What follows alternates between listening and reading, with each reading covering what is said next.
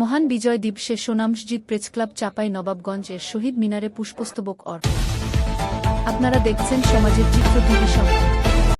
মহান বিজয় দিবস উপলক্ষে সোনামসজিদ প্রেসক্লাব চাঁপাই নবাবগঞ্জের সভাপতি সহসাধারণ সম্পাদক সহ কার্যনির্বাহী পরিষদের নেতৃবৃন্দ চাঁপাই নবাবগঞ্জ জেলা প্রশাসক কার্যালয় চত্বরের শহীদ মিনারে পুষ্পস্তবক অর্পণের মাধ্যমে মহান মুক্তিযুদ্ধে আত্মোৎসর্গকারী শহীদদের প্রতি গভীর শ্রদ্ধা নিবেদন করেছেন।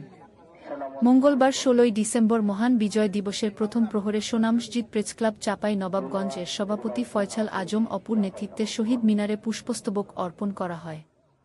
এ সময় উপস্থিত ছিলেন সোনামসজিদ প্রেসক্লাব চাঁপাই নবাবগঞ্জের যুগ্ম সাধারণ সম্পাদক মোহাম্মদ বাবুল আক্তার, সহ সাধারণ সম্পাদক মোহাম্মদ হুমায়ুন কবির, সাংগঠনিক সম্পাদক গোলাম জাকারিয়া।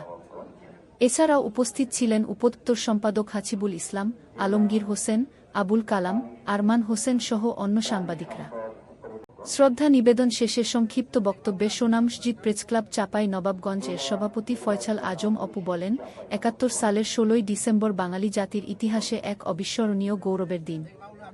লাখো শহীদের রক্তের বিনিময়ে অর্জিত এই স্বাধীনতা রক্ষা করা এবং মুক্তিযুদ্ধের চেতনা সমুন্নত রাখা আমাদের নৈতিক দায়িত্ব।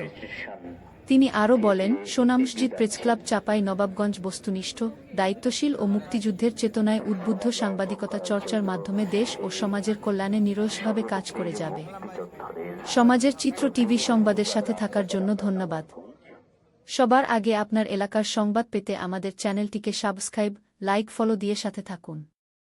পরবর্তী সংবাদ শোনার